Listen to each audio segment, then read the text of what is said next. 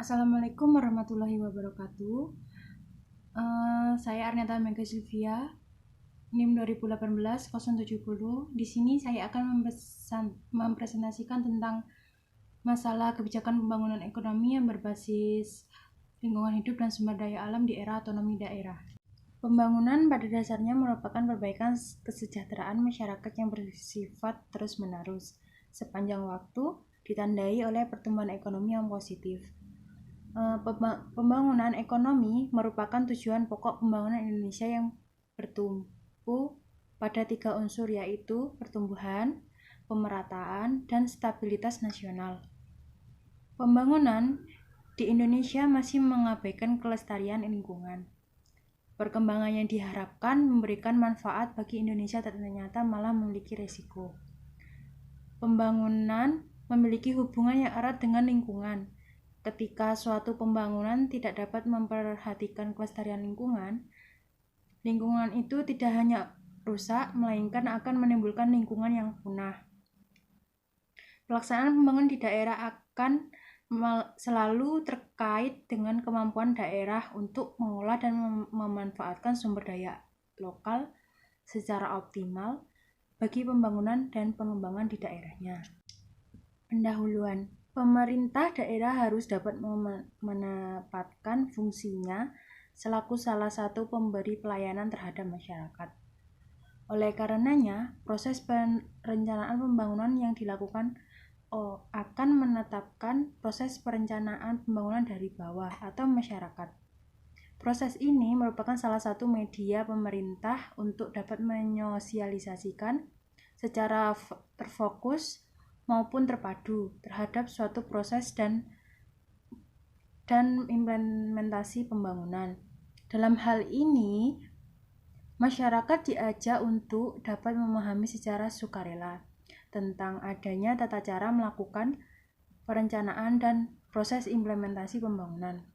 Penempatan masyarakat sebagai faktor penentu dalam pembangunan ekonomi ini sangat diperlukan karena sesuai dengan konsep yang ada pada pembangunan ekonomi berdasarkan prinsip-prinsip pemerataan, keadilan, kesejahteraan sosial. Selain itu, konsep dari subjek-objek pembangunan sesuai dengan moto dalam pelaksanaan pembangunan nasional, penerapan kebijakan pembangunan ekonomi berbasis sumber daya alam dan lingkungan ini sangat perlu diimplementasikan secara nasional pada seluruh daerah yang ada di Indonesia. Mengingat peran daerah di era otonomi daerah sangat signifikan dalam mendukung dan mewujudkan cita-cita Indonesia dalam membangun nasional, yaitu dengan mewujudkan masyarakat Indonesia sebagai masyarakat makmur dan sejahtera.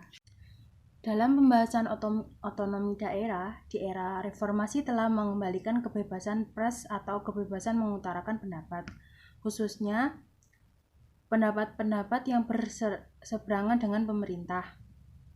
Kebebasan berkumpul, berserikat, dan tersenggelaranya pemilihan umum yang secara egaliter diakui sebagai pemilu demokratis dibandingkan pemilihan-pemilihan umum Orde Baru.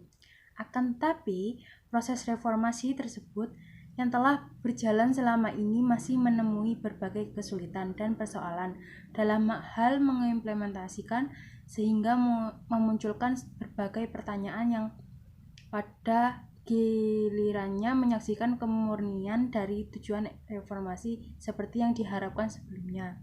Bahkan, sebagian besar kalangan mengkhawatirkan proses reformasi ini malah dapat menjadi hal buruk bagi masa Orde Baru. Otonomi provinsi dan kabupaten atau kota ada karena pemerintah pusat atau negara mendesentralisasikan wewenang pengelolaan publik kepada pemerintah provinsi dan kabupaten. Terdapat beberapa alasan mengapa perlunya pemerintah pusat mendesentralisasikan kekuasaan kepada provinsi dan kabupaten atau kota sebagai berikut. Yang pertama, segi politik. Yang kedua, segi manajemen. Yang ketiga, segi kultural. Yang keempat, segi pembangunan. Yang kelima, kepentingan pemerintah pusat itu sendiri.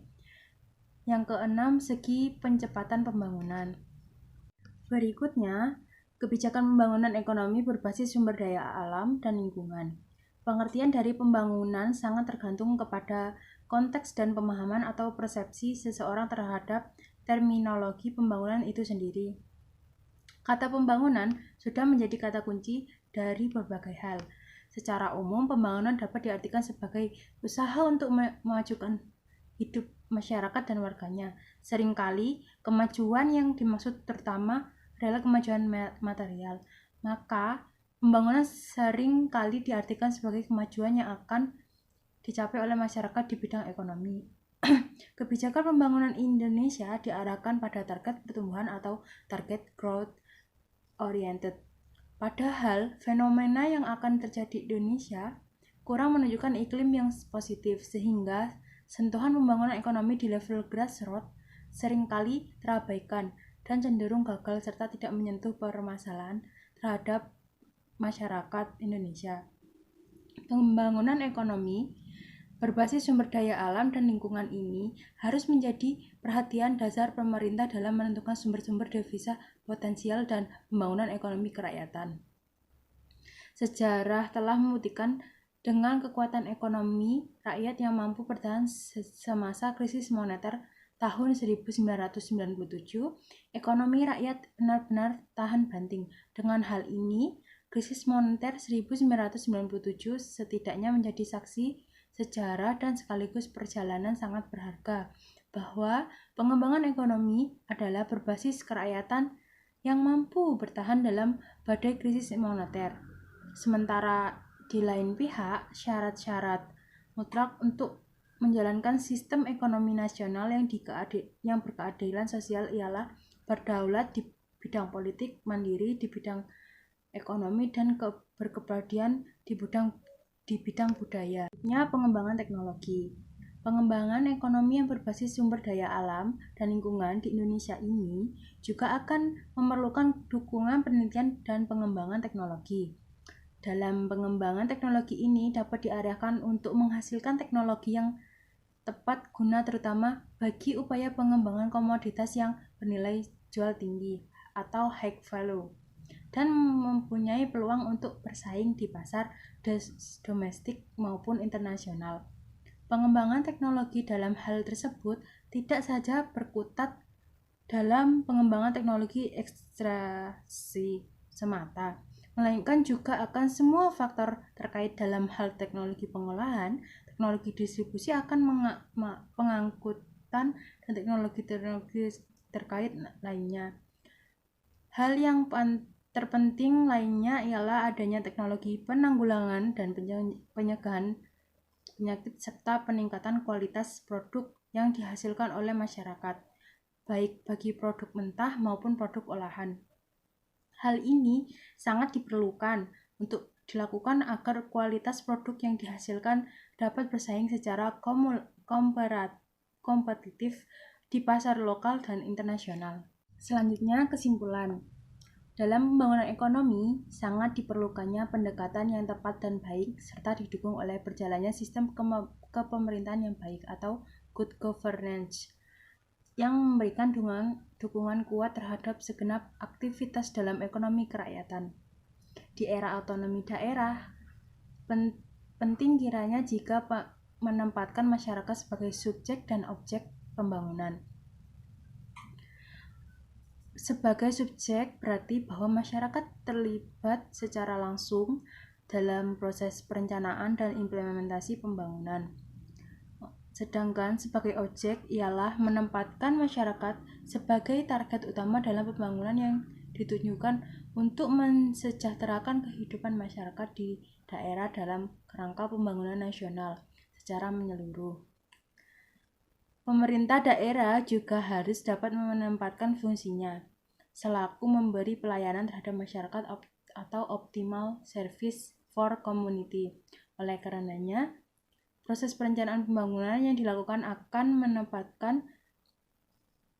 menerapkan proses perencanaan pembangunan dari bawah. Proses perencanaan dari bawah merupakan salah satu cara media pemerintah untuk dapat menyosialisasikan secara terfokus dan terpadu terhadap proses dan implementasi dalam pembangunan. Artinya, di sini jika masyarakat diajak untuk secara bersama membangun wilayah dan melalui forum ataupun media lainnya, dapat disosialisasikan berbagai implementasi program pembangunan. Sekian presentasi dari saya. Jika ada salah kata yang disengaja maupun tidak disengaja, mohon maaf yang sebesar-besarnya. Wassalamualaikum warahmatullahi wabarakatuh. Terima kasih.